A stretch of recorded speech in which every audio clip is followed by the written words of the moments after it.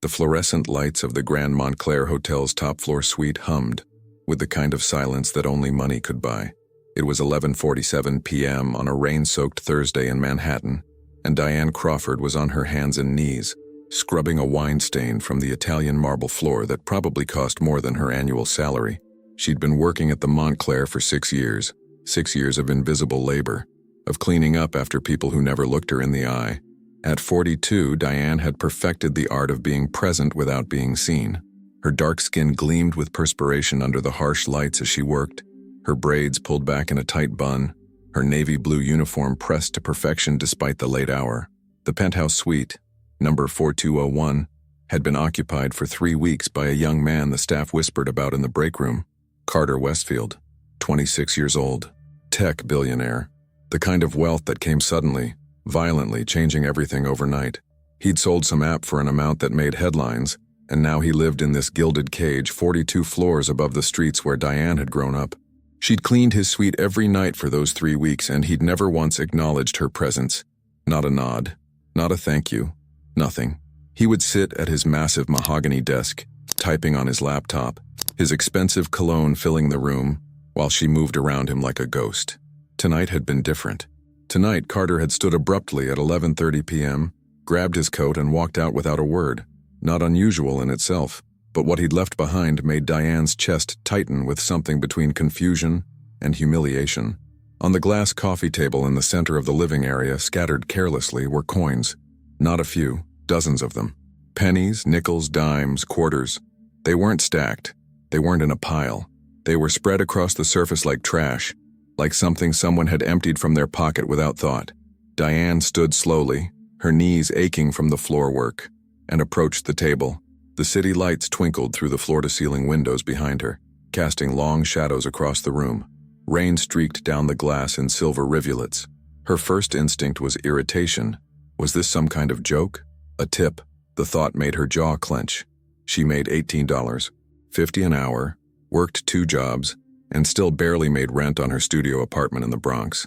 And this man, this boy, really, who'd never worked a real day in his life, left her pocket change, but something stopped her from sweeping them into the trash. The arrangement was too deliberate, too specific. Even in their seeming randomness, there was a pattern she couldn't quite identify.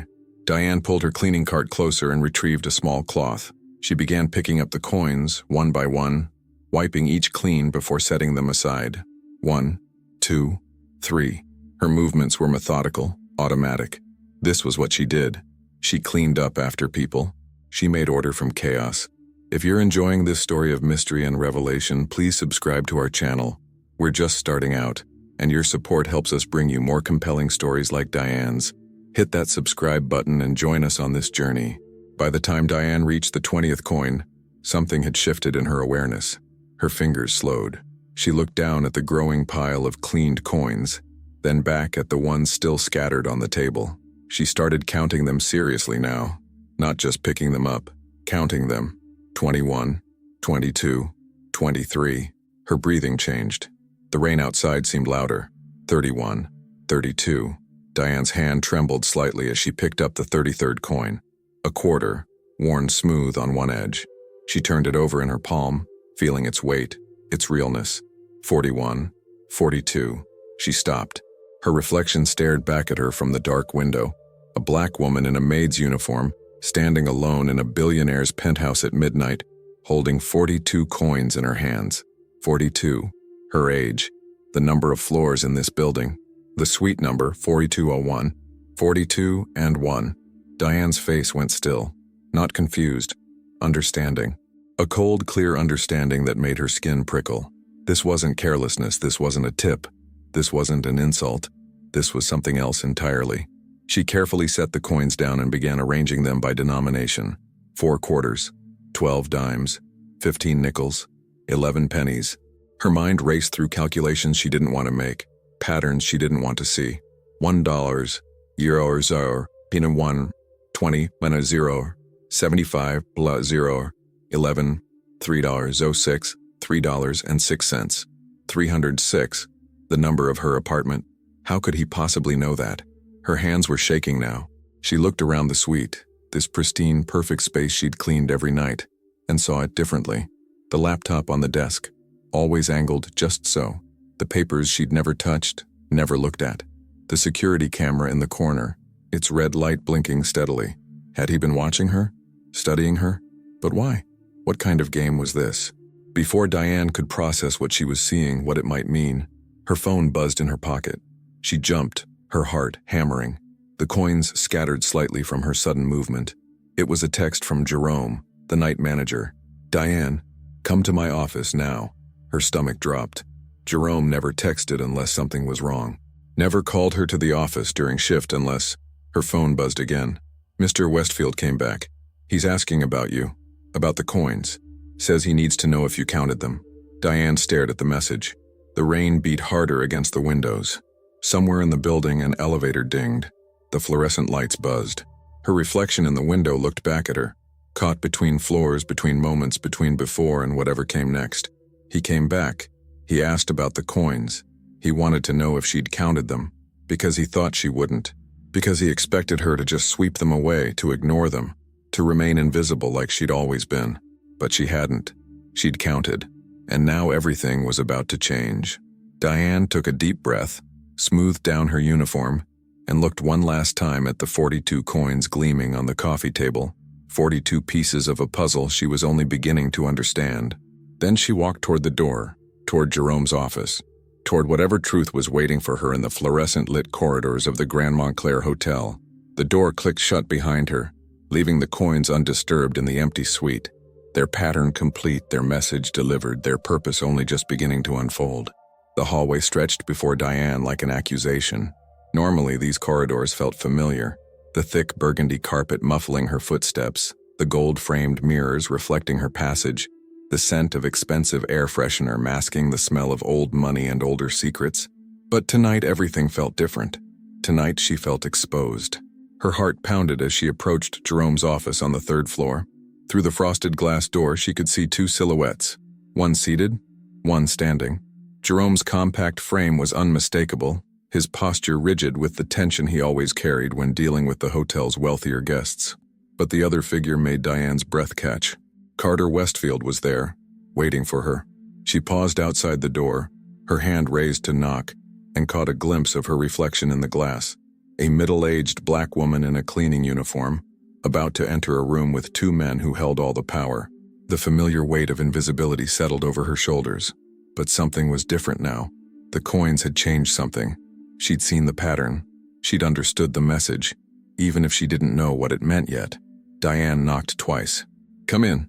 Jerome's voice was clipped, professional, but she detected the edge of nervousness underneath.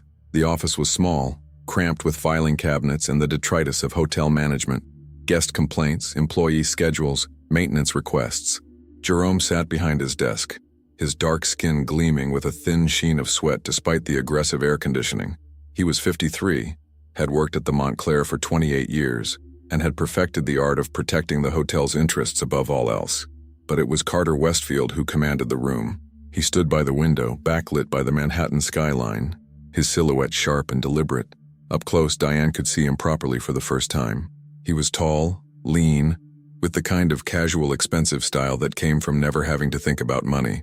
Dark jeans that probably cost more than her monthly rent, a simple black t-shirt, designer sneakers. His face was angular, clean-shaven, with intelligent gray eyes that were now fixed directly on her. For the first time in 3 weeks, Carter Westfield was actually looking at Diane Crawford. "Ms. Crawford," Jerome began, adjusting his tie nervously. "Mr. Westfield has asked to speak with you regarding an incident in his suite this evening." "It's not an incident, Jerome." Carter's voice was smooth, educated, West Coast accent softened by years of boarding schools. "I left something for Ms. Crawford. I'd like to know if she found it." Diane stood perfectly still, her hands clasped in front of her uniform. Every instinct told her to be small, to be agreeable, to apologize for whatever unnamed offense she might have committed. 6 years at the Montclair had trained that response into her bones. But the coins had changed something. "The 42 coins," Diane said quietly. "Yes, I found them." Carter's expression shifted. Something flickered across his face that might have been surprise or satisfaction, or both. "You counted them." It wasn't a question, but Diane answered anyway. "Yes." "All of them?" 42. 4 quarters, 12 dimes, 15 nickels, 11 pennies, $3.06 total. Jerome looked between them, confused and increasingly uncomfortable. Mr. Westfield, if this is about a tip, I assure you that our staff— It's not about a tip. Carter cut him off, his eyes never leaving Diane. Tell me, Ms. Crawford, did you notice anything else about the coins? Any pattern? This was the moment. Diane could feel it. The precipice between safety and truth, between invisibility and being seen. She could lie. She could say no. She just cleaned them up. She didn't think anything of it. She could slip back into the comfortable obscurity of being just another maid in just another hotel. But she'd already crossed that line when she counted the coins. 42 is my age, Diane said, her voice steady. It's also the number of floors in this building. Your suite is 4201, 42 and 1. The total, $3.06, is the number of my apartment, 306. The silence that followed was electric. Jerome's face had gone pale, his mouth opening and closing like a fish. Carter, however, smiled, a genuine smile that transformed his entire face from cold efficiency into something almost human. You're observant, Carter said. That's good. That's very good. Mr. Westfield, Jerome stammered. I don't understand what's happening here. Is Ms. Crawford in some kind of trouble? No, Carter said simply. He moved away from the window, crossing to Jerome's desk with the casual confidence of someone who knew he owned any room he entered. Not through position, but through pure economic force. Jerome, I need you to understand something. What I'm about to discuss with Ms. Crawford is private, confidential. I'll need you to step out. Jerome's eyes widened. Sir, this is my office. I'm the night manager. I have a responsibility to— I'll make this simple, Carter interrupted, pulling out his phone. He typed something quickly, then turned the screen to show Jerome. That's the amount I'm prepared to donate to the Montclair's Employee Wellness Fund. If you give me 10 minutes alone with Ms. Crawford, that's also the amount I'm prepared to spend relocating my permanent residence to the plaza if you refuse. Diane couldn't see the number, but she saw Jerome's reaction, his Adam's apple bobbing as he swallowed hard, his fingers gripping the edge of his desk. 10 minutes, Jerome said weakly. He stood, smoothed his jacket, and looked at Diane with an expression that was half apology, half warning. Ms. Crawford, you're not required to stay if you're uncomfortable. I know, Diane said quietly. Jerome left, closing the door behind him with a soft click. Suddenly, the office felt much smaller. Diane remained standing by the door, every muscle in her body tense, ready to bolt if necessary. Carter Westfield might be young, might be rich, but she'd learned long ago that those were often the most dangerous combinations. Carter seemed to sense her unease. He moved back to the window, putting distance between them, his hands in his pockets. Please sit down, Miss Crawford. I'd rather stand. Fair enough. He studied her for a long moment. I imagine you have questions. Several, Diane said carefully. Starting with how you know my apartment number. Background check, Carter said bluntly. Standard procedure for anyone with regular access to my living space.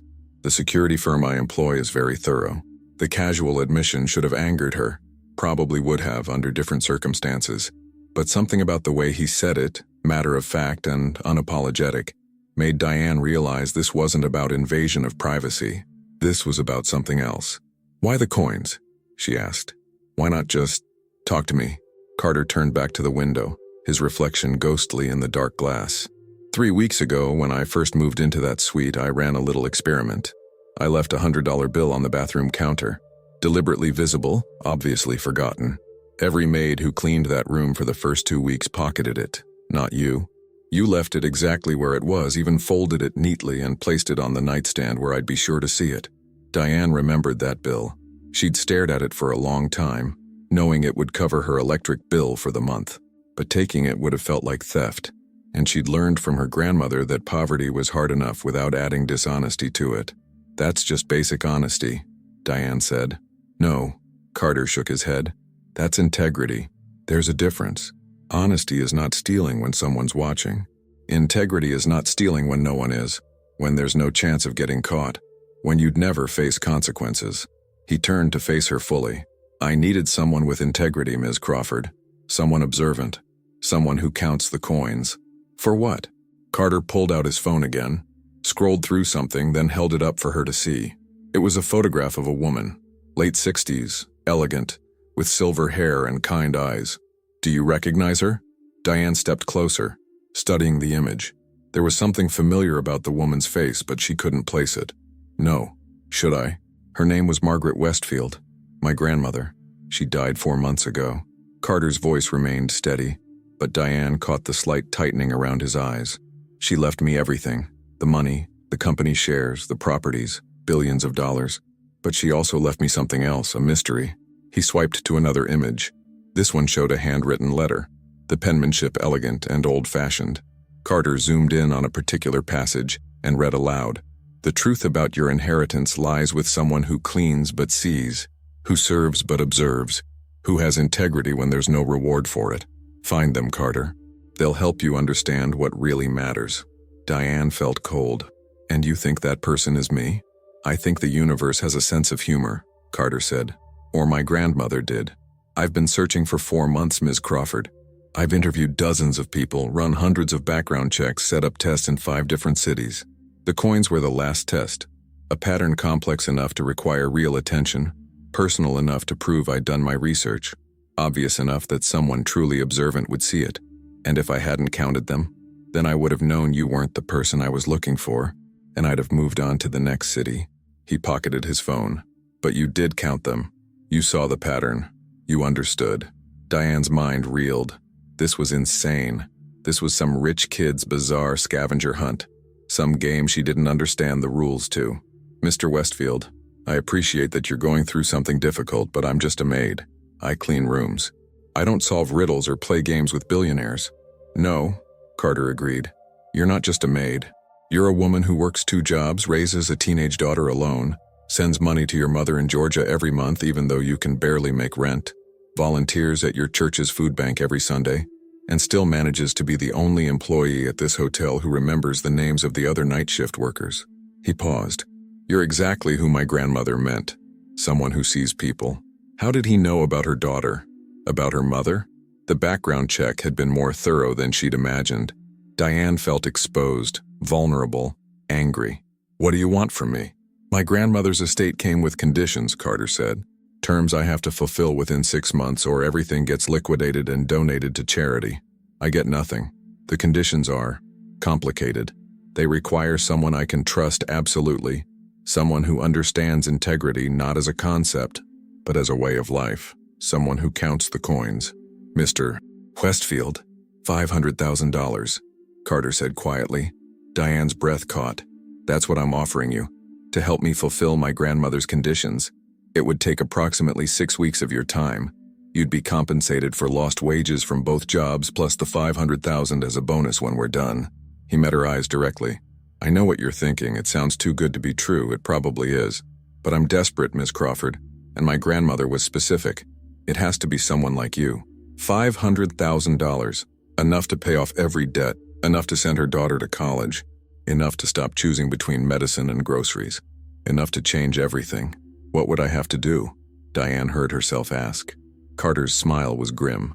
Something my grandmother believed only a person with true integrity could do. Something that will require you to enter the highest levels of New York society, to interact with some of the wealthiest and most powerful people in the country, and to help me find something they've been hiding for 30 years. What is it? The truth about how my grandmother really made her fortune, Carter said, and why she spent the last year of her life writing letters to 32 people who all swear they've never heard of her. He paused. Letters that all contained the same message. I know what you did. It's time to make it right. Diane's phone buzzed. A text from her daughter. Mom, landlord called again about rent. Says we're 2 weeks late. What do I tell him? She looked up at Carter Westfield.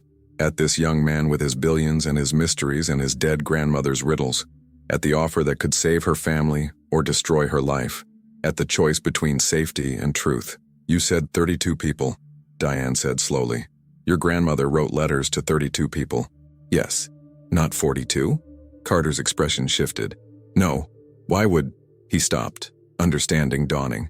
You think the number of coins is connected to the number of letters? I think your grandmother was specific, Diane said. If she told you to find someone who counts the coins, maybe there's a reason the coin's number 42 and not 32. For the first time, Carter Westfield looked at Diane Crawford not as an employer evaluating a potential employee, but as an equal recognizing another mind at work. Ms. "Crawford," he said softly. "I think my grandmother chose very well." Outside the office, rain continued to fall on Manhattan. Somewhere in the city, 32 people were sleeping peacefully, unaware that a maid had just counted 42 coins and changed everything. And somewhere, in whatever place grandmothers go when they die, Margaret Westfield was perhaps smiling, knowing that the game had finally, truly begun. Diane didn't sleep that night. She'd left Jerome's office at 12:47 a.m. with Carter Westfield's business card in her pocket and a decision weighing on her chest like a stone. The rain had finally stopped, leaving Manhattan wet and gleaming under the streetlights as she rode the subway home to the Bronx. The train car was nearly empty, just her, a homeless man sleeping across 3 seats, and a young couple too absorbed in each other to notice the world around them. She pulled out the card. Simple, expensive cardstock. Just a name, a phone number, and an email address. No company, no title, just Carter Westfield. On the back, written in neat handwriting, "Think about it. Call me by Friday. The coins don't lie." Today was Tuesday. She had 3 days to decide whether to step into a world she didn't understand, to help a man she'd just met, to chase a mystery that might destroy her quiet, struggling, but stable life. $500,000. The number sang in her mind like a prayer. By the time Diane reached her apartment building, a 6-story walk-up with broken buzzers and graffiti-tagged walls, it was past 2 a.m. She climbed the stairs slowly, her knees aching from a full shift of scrubbing floors. At the 3rd-floor landing, she heard music, her daughter's room, the bass thumping through thin walls. Apartment 306, just like the coins had said.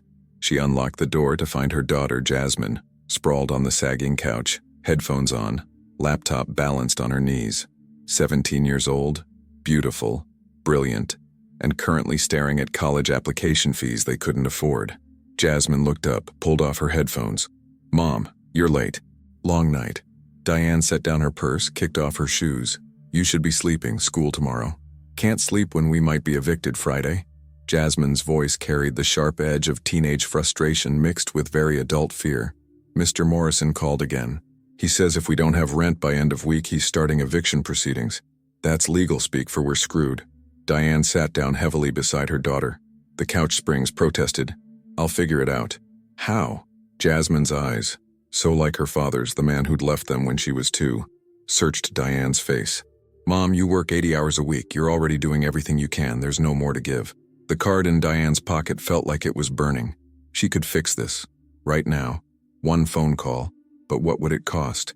"Jazz," Diane said quietly, "what if I told you I had an opportunity, a job offer, good money, really good money, but it would mean taking time off from the hotel and it might be complicated." Jasmine sat up straighter. "What kind of job?" "I can't really explain it yet. I'm not even sure I understand it myself." Diane rubbed her tired eyes. "But the person offering it seems legitimate, and if it works out, it would solve our problems, all of them." "Is it legal?" "Yes." "Is it dangerous?" Diane paused. Was it? Carter hadn't mentioned danger, but there was something in his grandmother's message that felt ominous. "I know what you did. It's time to make it right." 32 wealthy, powerful people with secrets. What happened when you exposed secrets like that?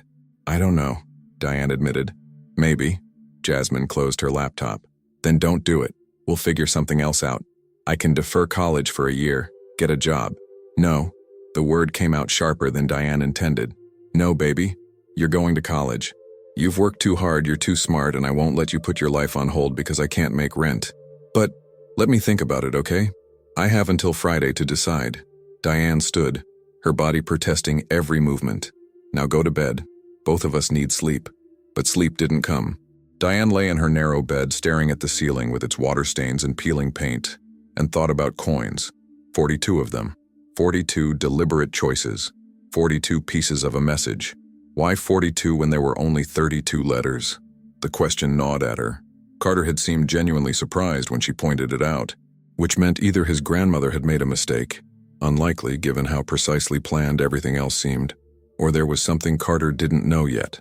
10 additional people, or 10 additional pieces to the puzzle, or 10 something that Margaret Westfield had hidden from her own grandson. At 6 a.m., Diane gave up on sleep. She made coffee, sat at her tiny kitchen table, and did what she always did when life got complicated. She made a list. Facts: Margaret Westfield died 4 months ago.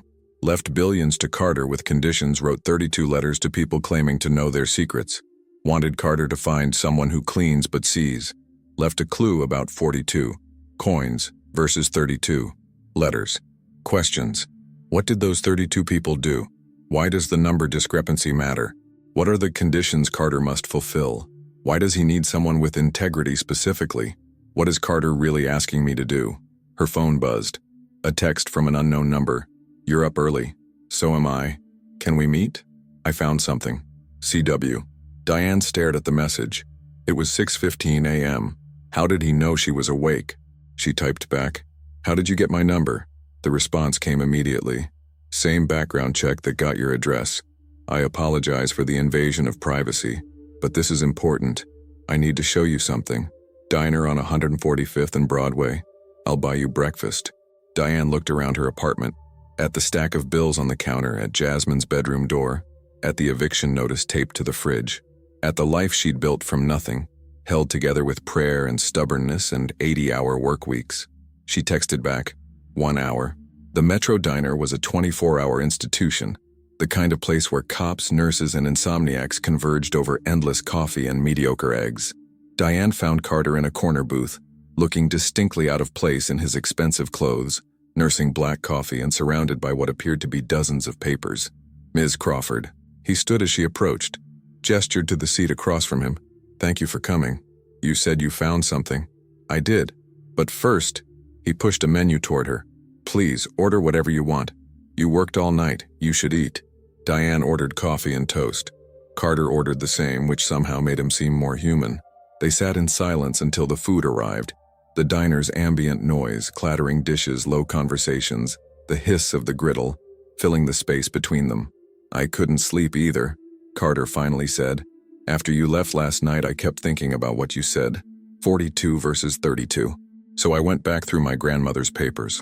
All of them. Every document, every letter, every note she left. He pulled a folder from the stack and opened it. I found this. It was a photocopy of a handwritten list.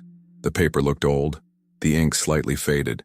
At the top, in elegant script, the Philadelphia arrangement, 1994. Below that, a list of names. Diane counted them quickly. 42 names. Philadelphia arrangement? Diane asked. I have no idea what it means. But look at the names. Carter pulled out another document. A printed list. These are the 32 people my grandmother sent letters to before she died. Compare them.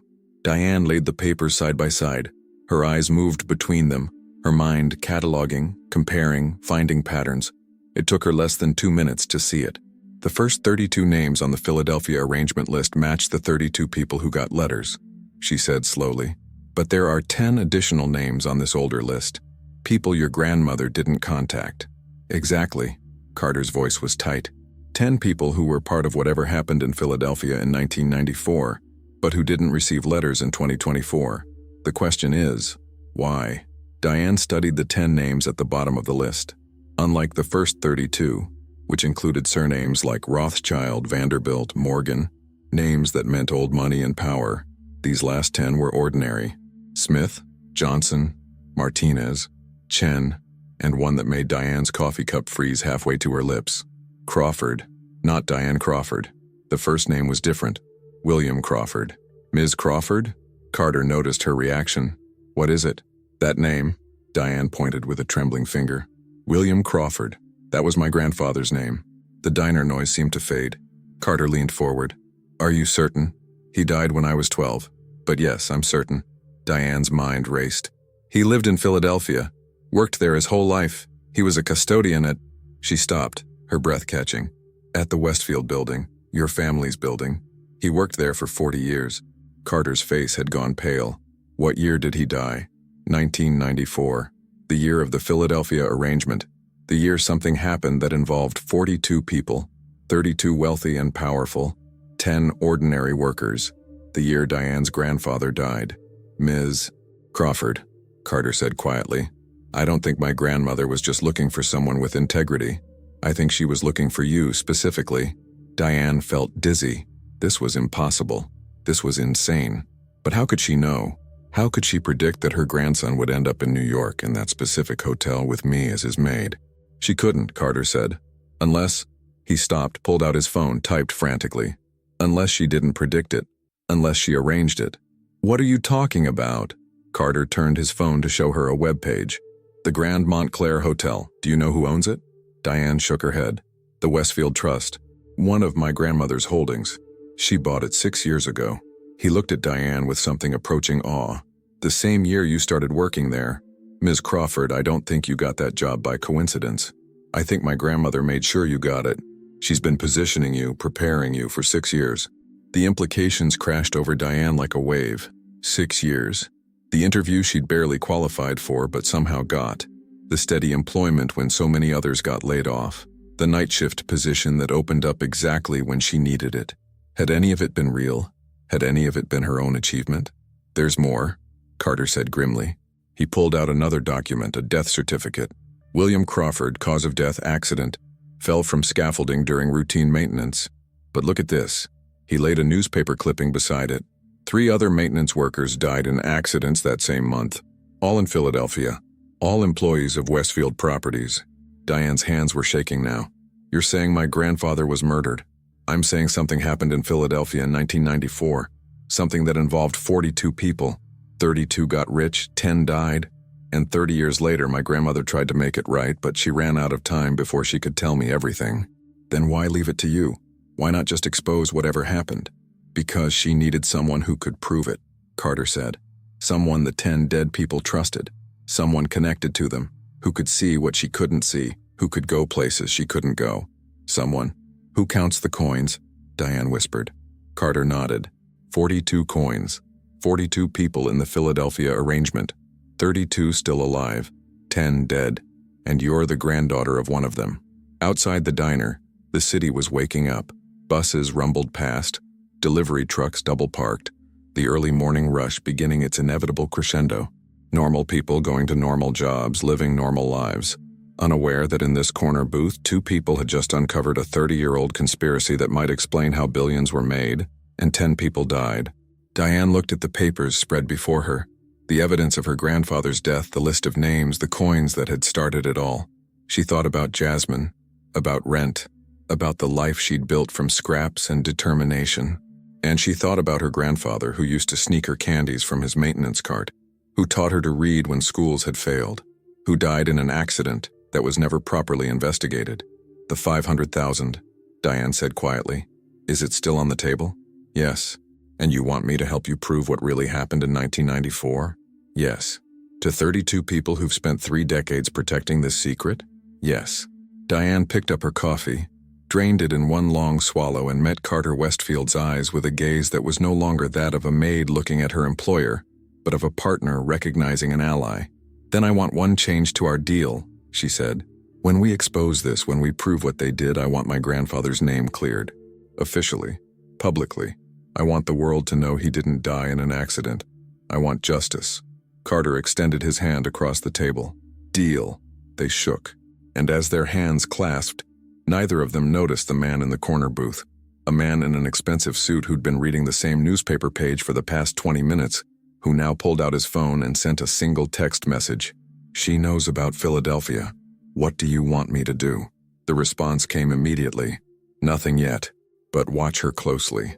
The Crawford girl could ruin everything. The next 48 hours moved with the disorienting speed of a life unraveling and reassembling into something unrecognizable.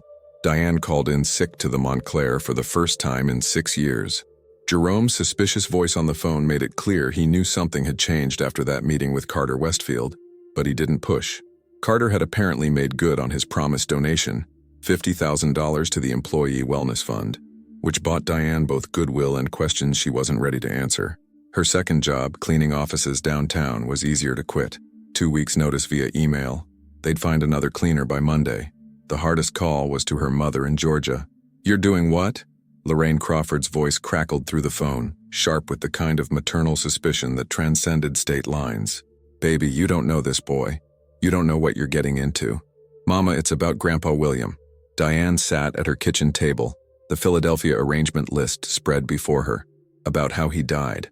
The silence on the other end lasted so long Diane thought the call had dropped. Then, what about how he died? I think it wasn't an accident. I think... Diane chose her words carefully.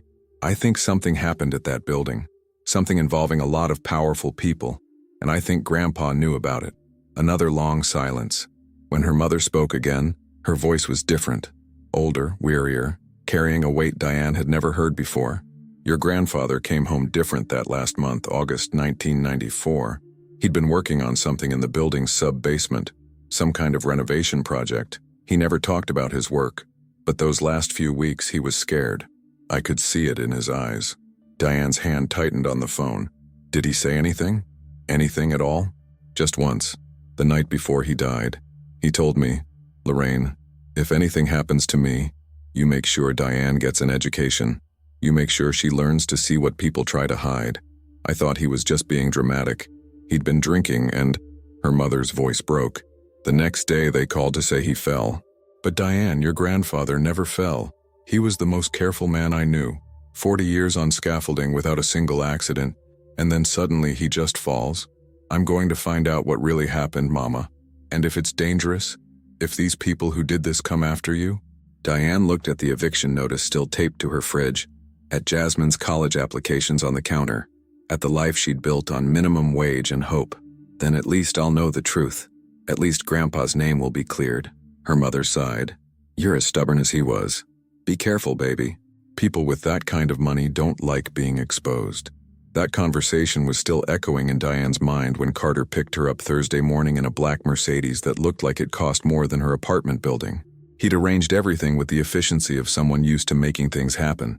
A temporary office space in a secure building downtown, access to private investigators, lawyers on retainer, and a cash advance of $50,000 that he'd transferred to her account before she could even process what was happening. For your immediate expenses, he'd said simply. Rent, bills, whatever you need. The full payment comes when we're done. $50,000. Diane had stared at her phone, at the banking notification, unable to quite believe it was real. She'd immediately paid Mr. Morrison 3 months' rent, bought groceries for the first time in weeks without checking prices, and cried in the bathroom for 10 minutes. Now, sitting in Carter's car as they drove through Thursday morning traffic, Diane felt like she'd stepped into someone else's life. Where are we going? She asked. To meet the first person on the list. Carter navigated the Mercedes with the casual skill of someone who'd learned to drive on California highways. Gregory Hammond, #1 on the Philadelphia arrangement. He received one of my grandmother's letters. And he agreed to meet with you? Not exactly. Carter's smile was grim. He agreed to meet with potential investors interested in his commercial real estate portfolio. He doesn't know I'm Margaret Westfield's grandson, yet. Won't he recognize your name? I'm using my mother's maiden name, Porter. As far as Hammond knows, I'm Carter Porter, a tech entrepreneur with too much money and not enough sense. He glanced at Diane. You're my assistant.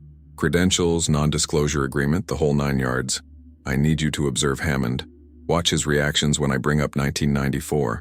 See what a man with 42 secrets looks like when one of them walks through the door. Diane nodded, trying to calm the butterflies in her stomach. She'd put on her best outfit, a simple navy pantsuit she usually reserved for church, and Carter had sent over a leather portfolio and business cards that identified her as Diane Crawford, Executive Assistant, Porter Ventures. The building where they met Gregory Hammond was all glass and steel, 60 stories of financial power in the heart of Manhattan's financial district. The lobby alone probably cost more than Diane's neighborhood. They were escorted to the 43rd floor by a silent assistant in a designer suit, then ushered into a conference room with floor-to-ceiling windows that made the city look like a toy model below. Gregory Hammond entered exactly on time. He was 72 but looked younger. Expensive healthcare, personal trainers, and the kind of stress-free existence that money could buy. Silver hair perfectly styled, custom suit that probably cost $10,000, handshake firm and practiced. His smile never reached his eyes. Mr. Porter, Hammond's voice was smooth, cultivated. A pleasure. I understand you're interested in the Hudson Yards development, among other properties. Carter settled into a chair with the easy confidence of someone who belonged in rooms like this. Diane sat beside him, opened her portfolio, pen ready, playing her part. But first I wanted to ask you about a different property, the Westfield building in Philadelphia. The change in Hammond was subtle but unmistakable. His smile stayed in place, but his eyes went flat, calculating. I'm not familiar with that property. No? Carter pulled out a document. a property deed from 1994. That's interesting because you were listed as a co-investor in the building's renovation that year, along with 31 other people. The Philadelphia arrangement. Hammond's hand, reaching for a glass of water, trembled almost imperceptibly. He covered it well, taking a slow sip, his expression neutral. Mr. Porter, I've been involved in hundreds of real estate deals over my career. I can't be expected to remember every investment from 30 years ago. Of course not. Carter's voice remained pleasant, conversational. But this one was special, wasn't it? The renovation never actually happened. The building was condemned 6 months after the purchase, declared structurally unsound. But somehow you and your 31 partners walked away with a $40 million insurance payout, quite profitable for a renovation that never took place. The silence in the room was electric. Diane kept her pen moving across her notepad, pretending to take notes, but her eyes were on Hammond's face. She saw it there, the flash of fear, quickly masked, the calculation of a man deciding whether to bluff or fold. I think this meeting is over, Hammond said quietly. I think you received a letter, Carter continued as if Hammond hadn't spoken. About 4 months ago, from Margaret Westfield, my grandmother. The letter said, I know what you did. It's time to make it right. Hammond stood abruptly. I have no idea what you're talking about. And if you continue this harassment, I'll have my lawyers. 10 people died. Diane spoke for the first time, her voice clear and steady. She hadn't planned to speak, but the words came anyway. 10 maintenance workers, all in August 1994, all in accidents. One of them was my grandfather, William Crawford.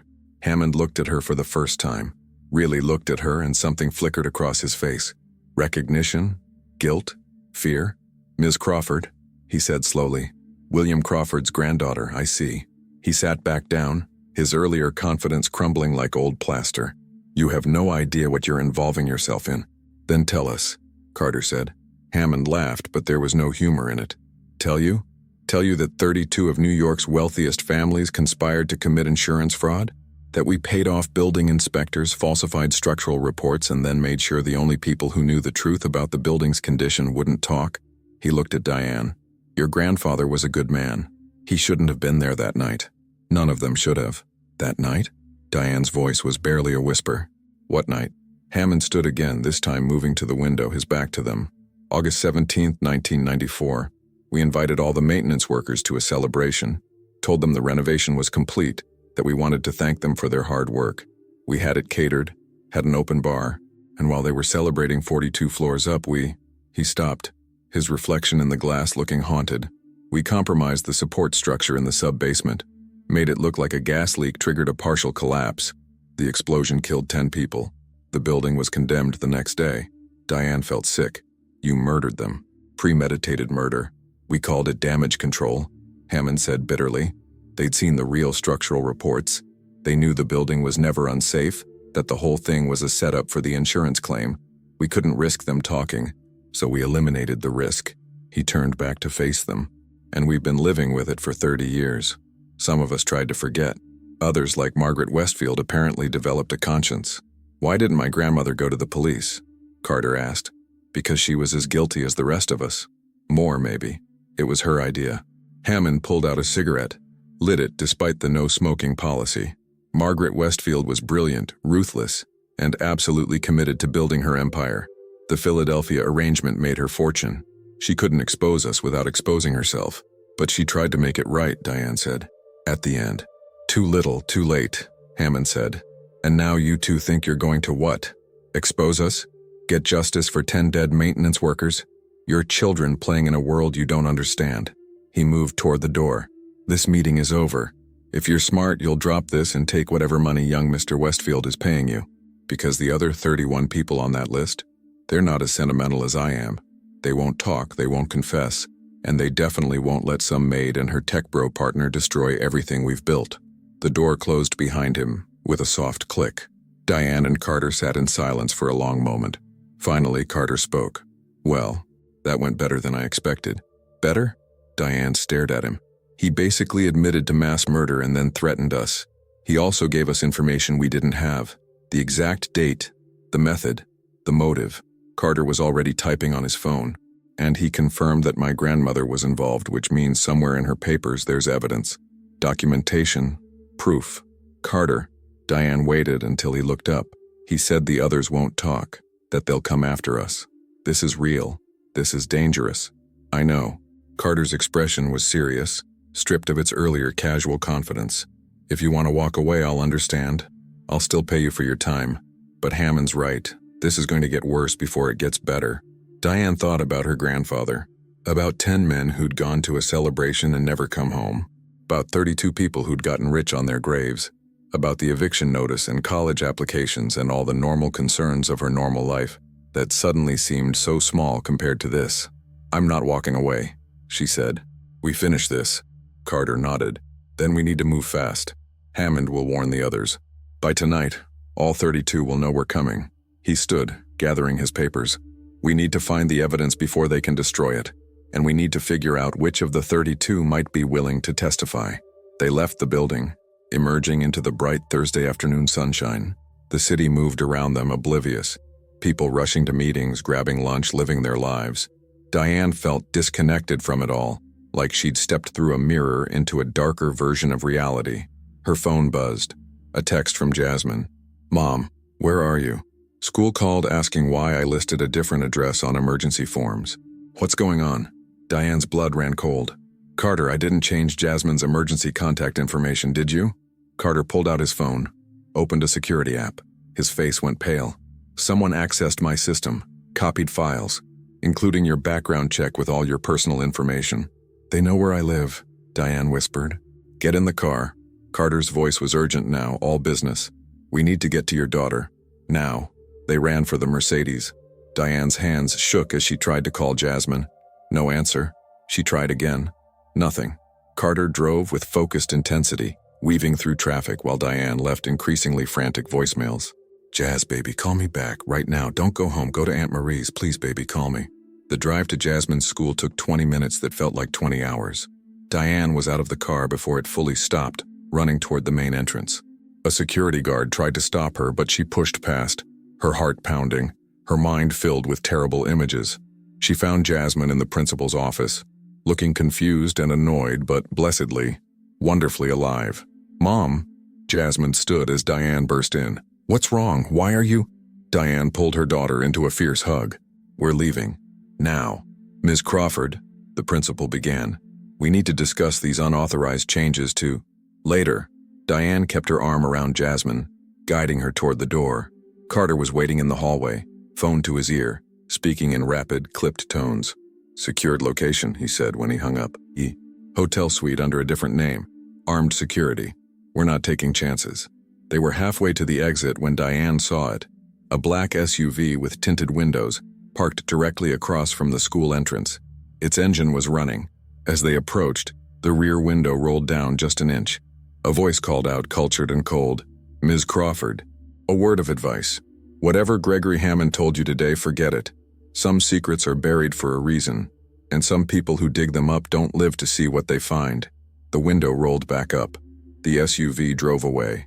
Jasmine grabbed Diane's hand. Mom, what's happening? Who were those people?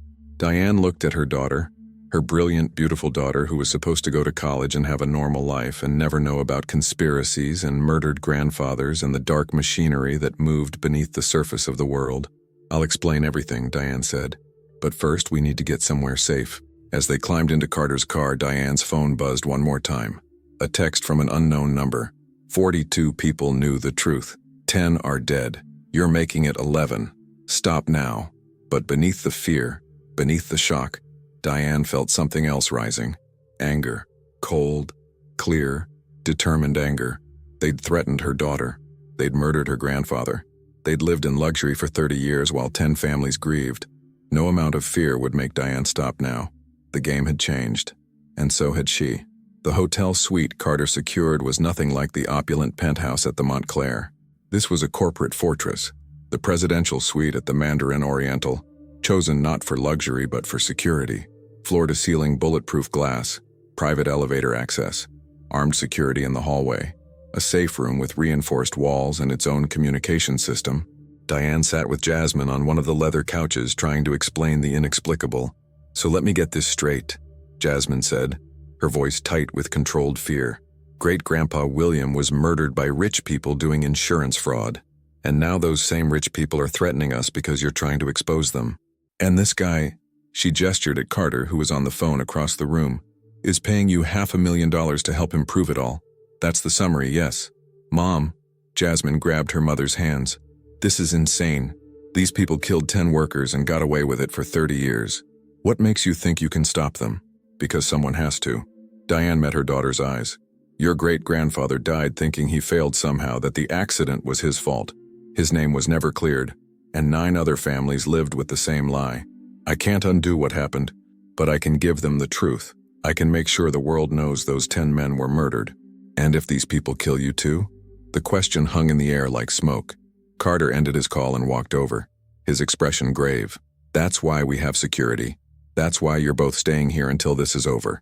And that's why," he pulled out a thick envelope, "I'm having my lawyers draft emergency custody documents. If anything happens to either of us, Ms. Crawford, Jasmine will be legally placed with your mother in Georgia, with a trust fund to cover all expenses including college." Jasmine's eyes widened. "You're planning for my mom to die?" "I'm planning for every contingency," Carter said quietly. "This is serious. The people we're dealing with have billions of dollars, political connections, and apparently no moral boundaries. We can't underestimate them." Diane felt sick, but she forced herself to stay calm. "What did your lawyers say? About the evidence?" "Hammond's confession in that conference room won't hold up in court. It's our word against his, and he'll deny everything. But he gave us a roadmap. August 17th, 1994. The explosion in the sub-basement. If we can find the original structural reports, the real insurance claims, witness statements, anything that contradicts the official story, we can build a case." "Where do we even start looking?" Diane asked. "The building records should be in Philadelphia's municipal archives, but here's the problem." Carter pulled out his laptop, opened a file. "I had my team check this afternoon. The records for that building are missing. Entire file gone. Someone removed them years ago." "Of course they did," Jasmine muttered.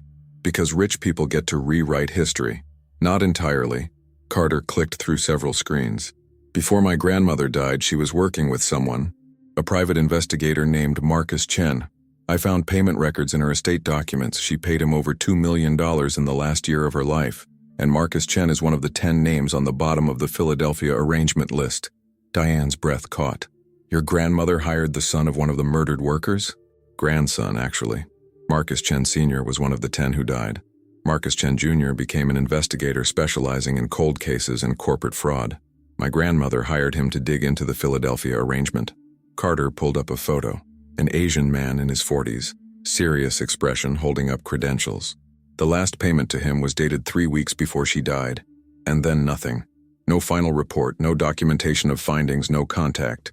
"You think something happened to him?" "I think we need to find him." Carter typed rapidly. "His office is in Brooklyn. Small operation, works alone. I've been trying to call all day." No answer. "But I have his home address." "We're going there," Diane said. "It's risky. If they're watching us, they're already threatening us. Risk is relative at this point." Diane stood, her decision made. "Jasmine stays here with security. We go to Brooklyn, tonight." Carter looked at her with something approaching respect. "You're sure? My grandfather died looking for the truth. Marcus Chen's grandfather died the same way. If Marcus found something, if he has evidence, we need it. Now, before they destroy it the way they destroyed the municipal records." 2 hours later, Diane and Carter sat in an unmarked rental car outside a modest brownstone in Park Slope. Marcus Chen's home was dark, no lights visible in any window. The street was quiet, tree-lined, the kind of neighborhood where people minded their business and didn't ask questions. "Something's wrong," Diane said. "It's 9 p.m. on a Thursday. Someone should be home." Carter checked his phone. No activity on his credit cards for 3 days. No cell phone pings. Last known location was his office in Sunset Park, Tuesday afternoon. "The day after we found the Philadelphia arrangement list," Diane said quietly. "They got to him. We don't know that. But Diane knew. She felt it in her bones, the same way she'd felt something wrong the night she counted the coins. We need to get inside that house. That's breaking and entering. So is murdering 10 people and calling it an accident." Diane was already opening her car door. "You can wait here if you want." She didn't wait for Carter's response. She crossed the street with the confidence of someone who'd spent years entering spaces where she wasn't supposed to be seen, moving past hedges, finding the side gate that led to the backyard. Carter caught up to her 30 seconds later. "If we're doing this, we're doing it smart," he whispered, pulling out his phone and activating a flashlight app. "Look for signs of forced entry, anything that suggests someone else was here first." The back door's lock was broken. Not picked. Broken. Splintered wood around the frame suggested a forcible entry within the last few days. Diane's heart sank. They entered carefully. The house smelled stale. Abandoned. Carter's phone light swept across a small kitchen, neat and organized, nothing out of place. They moved through to the living room, and that's where they found the chaos. The room had been systematically destroyed. Couch cushions slashed open, bookshelves emptied onto the floor, drawers pulled out and contents scattered. Someone had been looking for something, looking desperately. "They beat us here," Carter said. "Maybe." Diane moved through the debris carefully, her cleaner's eye seeing patterns in the destruction. But look, they searched the obvious places. Desk drawers, file cabinets, under the couch. They were rushing. They might have missed something. She moved to the bookshelf, studying the scattered volumes. Most were true crime books, investigative journalism, legal texts. But one caught her eye, a worn copy of The Invisible Man by Ralph Ellison. Diane picked it up, feeling its weight. Too heavy. She opened it. The interior had been hollowed out, creating a hiding space. Inside, a USB drive. Carter. He was beside her in an instant. "Is that?" "Has to be." Diane pulled out the drive carefully. It was labeled in neat handwriting. "Philadelphia Arrangement Final Report for Margaret Westfield."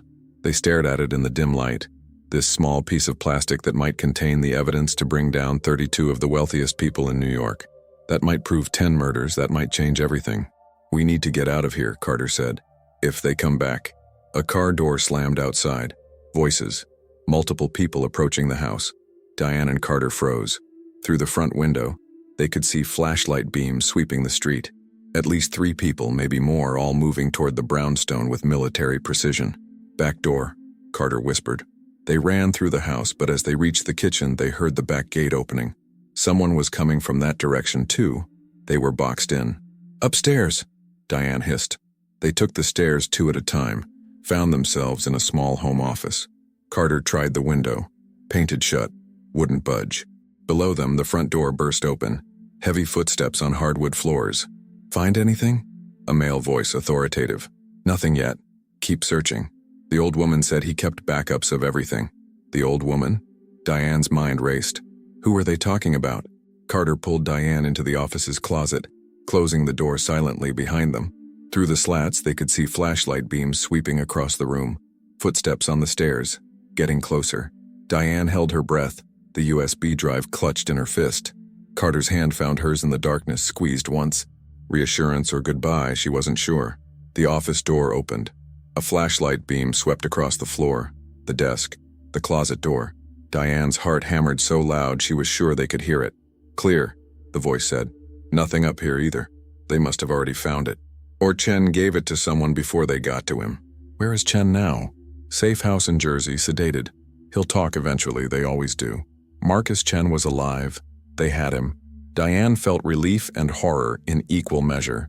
The footsteps retreated downstairs. Voices conferring in the living room, then the sound of people leaving. Car doors, engines starting. Silence. Diane and Carter waited 5 full minutes before emerging from the closet. When they finally descended the stairs, the house was empty again. The destruction unchanged. The evidence of the search everywhere. They left through the back door, moved quickly through the dark yards, emerged 2 blocks away where their rental car waited. Neither spoke until they were back on the highway, putting distance between themselves and Park Slope. "They have Marcus Chen," Diane finally said. "They're torturing him for information. We have what he found." Carter gestured at the USB drive Diane still clutched. Whatever's on there, it was important enough for him to hide it. Important enough for them to tear apart his house looking for it. "We need to see what's on it. Not at the hotel. If there's tracking software, if there's any kind of digital footprint, I don't want it leading back to where Jasmine is." Carter pulled out his phone, made a call. "I know someone, tech security expert, completely off the grid. He can examine the drive safely, make sure it's clean."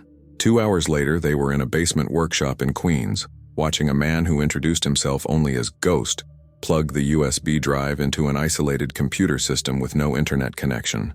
He was thin, pale, with the kind of appearance that made him instantly forgettable, which was probably the point. Encrypted, Ghost said, his fingers flying across the keyboard. Military grade. Whoever made this knew what they were doing. He worked in silence for 20 minutes, breaking through layers of security until finally, got it. The screen filled with files, hundreds of them. Documents, photographs, audio recordings, video files. Carter and Diane leaned forward, scanning the directory. "This is it," Carter breathed. "This is everything." Ghost opened the first document, a detailed investigative report, 50 pages long, meticulously documented. Diane read the opening paragraph. The Philadelphia arrangement was conceived in March 1994 by Margaret Westfield and executed by 32 investors with the express purpose of committing insurance fraud. The Westfield building in Philadelphia was structurally sound and required no renovation. The renovation project was a cover for fraudulent insurance claims totaling $43.8 million. To ensure no witnesses to the fraud remained, all maintenance personnel with knowledge of the building's true condition were eliminated on August 17, 1994, in a staged gas explosion. The report went on for pages. Names, dates, financial transactions, witness statements, forensic evidence, everything. "There are audio recordings," Ghost said, clicking on a folder, tagged as Deathbed Confessions. He played the first one, a woman's voice, weak and elderly but unmistakably cultured. "My name is Margaret Westfield and I am dying. I have 4 months, maybe less. This recording is my confession and my attempt at redemption. In 1994, I orchestrated the murder of 10 innocent men to protect a financial conspiracy. Their names were..." Diane listened to her grandfather's name spoken by the woman who'd ordered his death, and tears she didn't know she was holding back spilled down her face. The recording continued. "I have spent 30 years trying to justify what we did, to tell myself it was necessary, that they were collateral damage in the service of building an empire. But in the end it was simply evil, and I was the architect of that evil. I am leaving this evidence, this confession, to my grandson Carter, in the hope that he will do what I was too cowardly to do while alive, bring us all to justice." Carter's face had gone pale. She knew I'd find this. "There's more," Ghost said quietly. He opened a video file dated 3 weeks before Margaret Westfield's death. It showed her in a hospital room, frail and connected to oxygen, sitting across from Marcus Chen.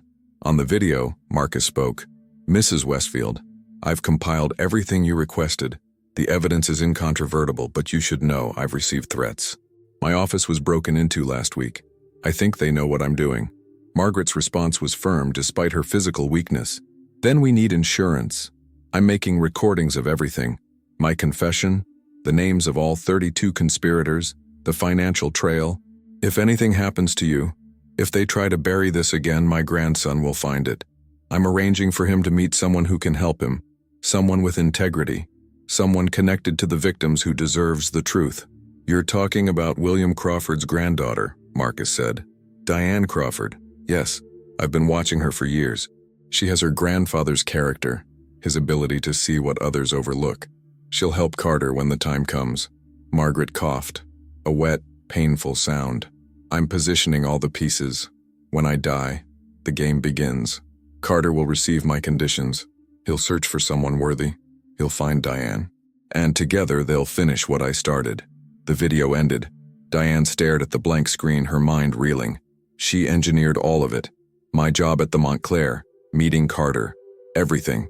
"She gave us the weapons to destroy them," Carter said. "Her co-conspirators, her friends, her entire world. She's handing us the evidence to send them all to prison. The question is," Ghost interjected, "what are you going to do with it? Because the second you go public with this, you'll have 32 of the wealthiest, most powerful people in New York trying to destroy you. And they play for keeps." Diane looked at Carter. "We need to move fast. Copy everything. Send copies to multiple lawyers, journalists, federal prosecutors. Make sure it can't be buried again." "Agreed." Carter turned to Ghost. "Can you..." "Already on it." Ghost's fingers were flying across the keyboard. "Making encrypted copies, setting up dead man switches, distributing the files through multiple secure channels. By tomorrow morning, this information will be in the hands of 50 different people across the country. They can try to suppress it, but they won't be able to stop it completely." "What about Marcus Chen?" Diane asked. "If they have him, we're going to need help for that." Carter pulled out his phone. "Federal help. FBI, probably. This is beyond what we can handle alone. Will they even believe us? With this evidence, they won't have a choice. Carter started making calls. Diane stepped outside the workshop, into the cool night air. Queens stretched around her. Working-class neighborhoods, immigrant communities, the real New York that existed beneath the glittering towers of Manhattan. Her phone buzzed. A text from Jasmine. "Mom, are you okay? It's been hours." She typed back, "I'm safe. Be home soon. I love you." Another text came through, this one from an unknown number. "You should have stopped when we warned you. Now there will be consequences." Before Diane could respond, a third text arrived, this one with a photo attached. It showed the Mandarin Oriental Hotel, and in the foreground a black SUV with tinted windows parked directly across the street. They'd found where Jasmine was staying. Diane's blood turned to ice. She ran back into the workshop. "Carter, they found the hotel. They're outside right now." Carter's face drained of color. He grabbed his phone, dialed security.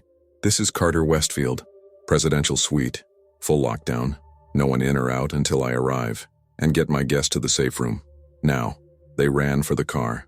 Behind them, Ghost called out, "The files are distributed. Whatever happens, the evidence is out there." As they sped toward Manhattan, Diane's phone rang. The hotel's head of security. "Ms. Crawford, your daughter is secure in the safe room.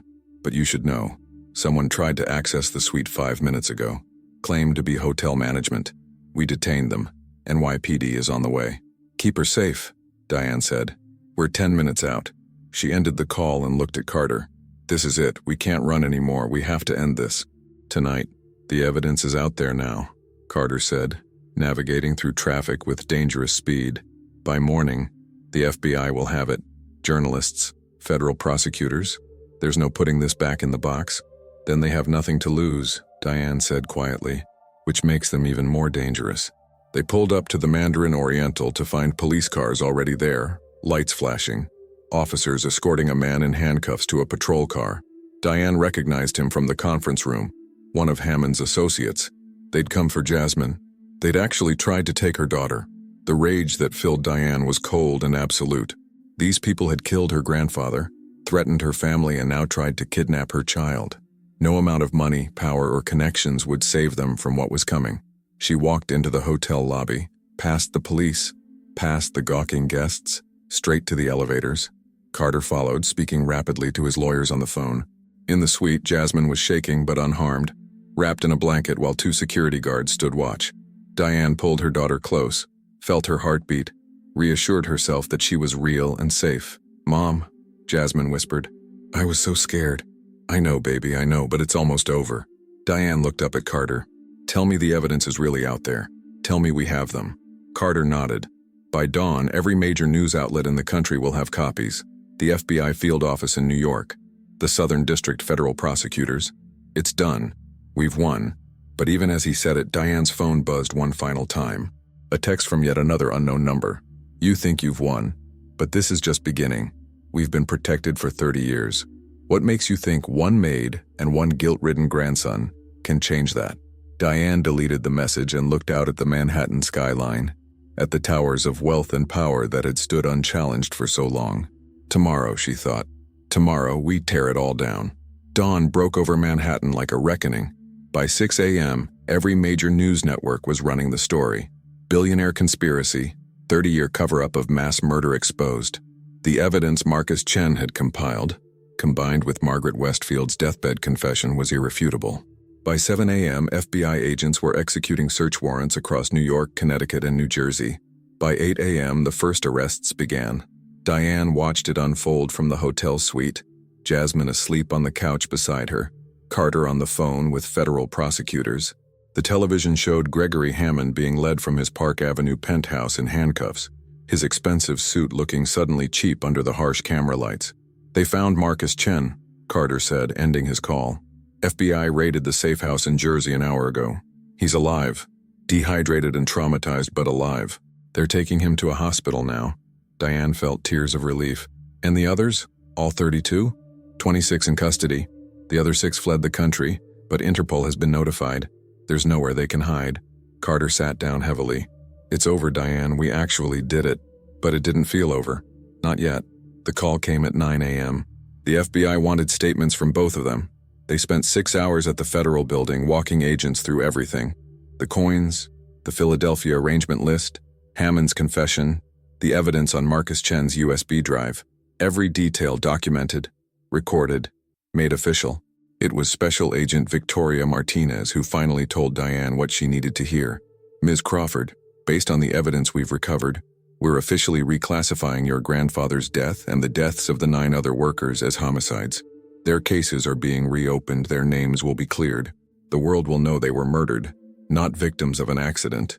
Diane nodded, unable to speak past the lump in her throat. 3 weeks later, Diane stood in a Philadelphia cemetery she'd visited every year since she was 12, but this time was different. This time, there were cameras, reporters, and a crowd of people she'd never met.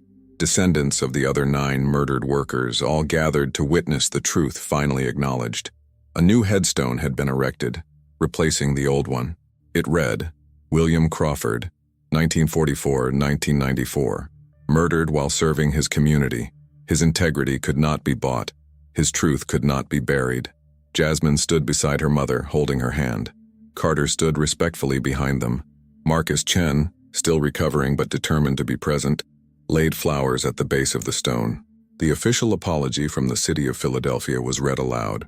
The compensation settlement for the families, funded by the seized assets of the 32 conspirators, was announced. Numbers that couldn't restore life, but could perhaps restore dignity. Diane placed her hand on her grandfather's headstone. "You were right, Grandpa," she whispered. "You taught me to see what people try to hide, and I saw it. I counted every coin, all 42. That evening, back in New York, Diane received the final wire transfer, $500,000 as Carter had promised. But there was more. Her share of the settlement for her grandfather's wrongful death. Suddenly, money wasn't just survival, it was possibility. "I've been thinking," Carter said over coffee at a diner far nicer than the one where this had all begun. "My grandmother's estate needs someone to oversee the dissolution, to make sure the remaining assets go where they should, to the victims' families, to justice reform, to preventing this from ever happening again. Someone with integrity, someone who counts the coins." Diane smiled. "Are you offering me a job, Mr. Westfield?" "A partnership, actually. The Westfield Foundation for Justice and Accountability. You'd be director, full authority to decide how we use the resources to make things right." He paused. "If you're interested." Diane thought about returning to cleaning hotel rooms, to being invisible, to the life she'd known before 42 coins changed everything. Then she thought about her grandfather, about 10 men who died for someone else's greed, about all the other injustices that went unchallenged because no one bothered to count. "I'm interested," she said. 6 months later, Diane Crawford sat in an office with her name on the door, reviewing grant applications from families seeking justice for unsolved crimes. Jasmine was in her first semester at Columbia, fully funded. Marcus Chen worked down the hall as the foundation's lead investigator. And somewhere in California, the last of the Philadelphia arrangement conspirators was being extradited to face trial. The coins sat in a frame on Diane's desk, all 42 of them, arranged in a circle. A reminder that patterns exist if you look closely enough. That truth persists if you count carefully enough. That justice, however delayed, is possible if you refuse to remain invisible. Her phone buzzed. Carter texting. "New case just came in. Suspicious workplace deaths in Boston 2015. 9 workers. Sound familiar?" Diane looked at the coins, thought about her grandfather, and typed back, "How many are we counting this time?" Because that was the truth Margaret Westfield had understood in the end, that redemption wasn't in the apology, but in the action, not in regret, but in reparation, and that sometimes, the most powerful thing in the world was simply someone who bothered to count, someone who saw what others overlooked, someone who, when faced with 42 scattered coins, didn't sweep them away but recognized them for what they were. A test, a message, and a calling.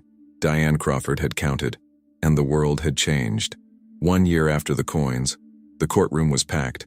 Diane sat in the front row, surrounded by the families of the 9 other victims. Children, grandchildren, siblings who'd spent 3 decades believing their loved ones had died in accidents. Now they watched as the final verdicts were read. Gregory Hammond, guilty on all counts. Conspiracy to commit murder, insurance fraud, obstruction of justice. The judge's voice was steady. unemotional as she sentenced him to life without parole. 26 verdicts in total, 26 people who would spend the rest of their lives in federal prison. The 6 who'd fled were still being hunted, but extradition treaties would bring them home eventually. Outside the courthouse, reporters swarmed. Diane had learned to navigate press conferences with the same quiet competence she'd once used to navigate invisible labor. She stood at the podium, Carter beside her, Marcus Chen slightly behind. "Justice delayed is not justice denied," Diane said into the microphones. "Today proves that the truth will eventually surface no matter how deeply it's buried. My grandfather and 9 other men died because they knew the truth about powerful people's crimes. But their deaths were not in vain. The Westfield Foundation will ensure their legacy lives on through our work, exposing corporate corruption and fighting for working people who have no voice." A reporter called out, "Ms. Crawford, you've become a symbol for integrity in the face of wealth and power. How does it feel to go from cleaning hotel rooms to running a multi-million-dollar foundation?" Diane smiled. "I haven't gone anywhere. I'm still doing what I've always done, cleaning up other people's messes. I'm just doing it on a bigger scale now." The crowd laughed, but Diane meant it. The foundation had grown beyond anyone's expectations. In the past year, they'd taken on 47 cases of suspected corporate malfeasance, recovered over $300 million in stolen wages and fraudulent schemes, and helped secure convictions in 12 separate cases of workplace safety violations that had resulted in worker deaths. But the Philadelphia arrangement remained their most significant victory. Later that evening, the foundation hosted a memorial service at the site where the Westfield building had once stood. It had been demolished years ago, replaced by a parking lot. But now, funded by the seized assets of the conspirators, a memorial garden was being built. 10 trees, one for each victim. A stone monument with all their names. A place for families to remember. Diane stood before the crowd. Hundreds of people, workers' rights advocates, justice reform activists, families who'd found hope in what the foundation represented. "My grandfather used to tell me that the most important work is often invisible," she began. "That the people who keep buildings standing, who clean offices at midnight, who maintain the infrastructure that allows society to function, those people are rarely acknowledged. They're expected to be invisible, to serve without being seen." She paused, looking at the faces before her. Marcus Chen's teenage son, Hammond's former maid, who'd testified about suspicious conversations she'd overheard. The janitor from another Westfield property, who'd come forward with his own story of being silenced. But invisibility was also what allowed 10 murders to go unnoticed for 30 years. Because society didn't look at these men as individuals with families, dreams, dignity. They were just workers, expendable, forgettable. Diane's voice strengthened. "The Westfield Foundation exists to make sure no worker is ever invisible again, to investigate every suspicious workplace death, to expose every conspiracy that values profit over human life, to count every coin, no matter how small it seems." The crowd applauded. Jasmine, standing nearby with her college friends who'd volunteered to help with the memorial, wiped tears from her eyes. Carter stepped forward to announce the foundation's new scholarship program, full rides to college for descendants of workers killed in workplace incidents. But it was what happened after the formal ceremony that meant the most to Diane. An elderly woman approached, leaning on a cane, her face weathered but her eyes sharp. "Ms. Crawford, I'm Helen Martinez. My husband Jorge was one of the 10. He was 48 when he died. Left me with 3 children under 12. Diane took the woman's hand gently. "Mrs. Martinez, I'm so sorry for your loss. Don't be sorry. Be proud." Helen's grip was surprisingly strong. "For 30 years I was told my husband died because he was careless, that it was his own fault.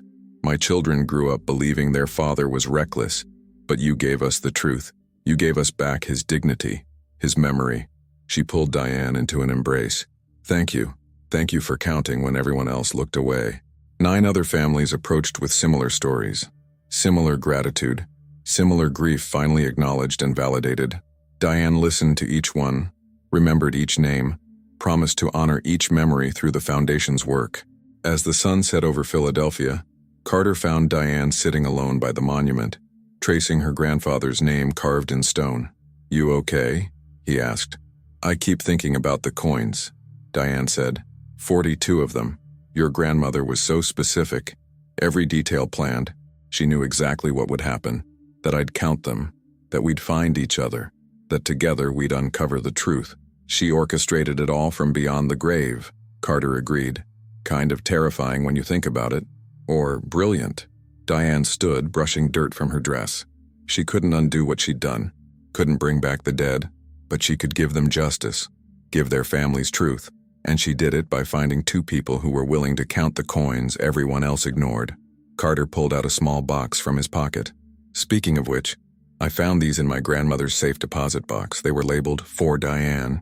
Inside the box were 10 coins, each one carefully preserved, each one attached to a small card with a name written in Margaret Westfield's elegant handwriting. The names of the 10 murdered workers. She kept them, Diane whispered. All these years, 42 people in the conspiracy, but she marked these 10 specifically, as a reminder of what they'd done, of who they'd killed. I think she wanted you to have them, Carter said. To remember that every number represents a person, every coin, a life, every pattern, a story that needs to be told. Diane closed the box carefully. She would add these coins to the frame in her office. 52 coins total now, a complete accounting of the Philadelphia arrangement, the 32 conspirators whose crimes had been exposed, and the 10 victims whose memories had been honored. Her phone buzzed. A text from Marcus Chen. Just got a call from a worker in Detroit. Says there's something wrong with his factory safety reports. Numbers don't add up. Thinks the company is hiding violations. Sound familiar? Diane looked at Carter. Detroit? I'll book flights, he said immediately. We're really doing this, aren't we? Diane said. Chasing corporate corruption across the country, taking on powerful people who don't want to be exposed, risking everything for workers no one else notices. We're counting the coins, Carter said simply. All of them. That's what my grandmother taught us. That's what your grandfather would have wanted. Diane nodded. She looked one last time at the memorial garden, at the 10 trees planted in memory of 10 lives stolen, at the families finally finding peace and truth. Then she turned toward the future, toward Detroit, toward the next pattern waiting to be discovered, toward all the invisible workers whose stories needed someone willing to count. Because that was the real legacy of the Philadelphia arrangement. Not the conspiracy itself, but the reminder that justice required someone willing to see what others overlooked. Someone willing to notice when the numbers didn't add up. Someone willing to count every coin, no matter how small, no matter how scattered, until the complete picture emerged. Diane Crawford had counted 42 coins on a glass table in a billionaire's penthouse, and it had changed her life. Now she would spend the rest of that life making sure others counted too. After all, the truth was always there. You just had to be willing to look for it, one coin at a time.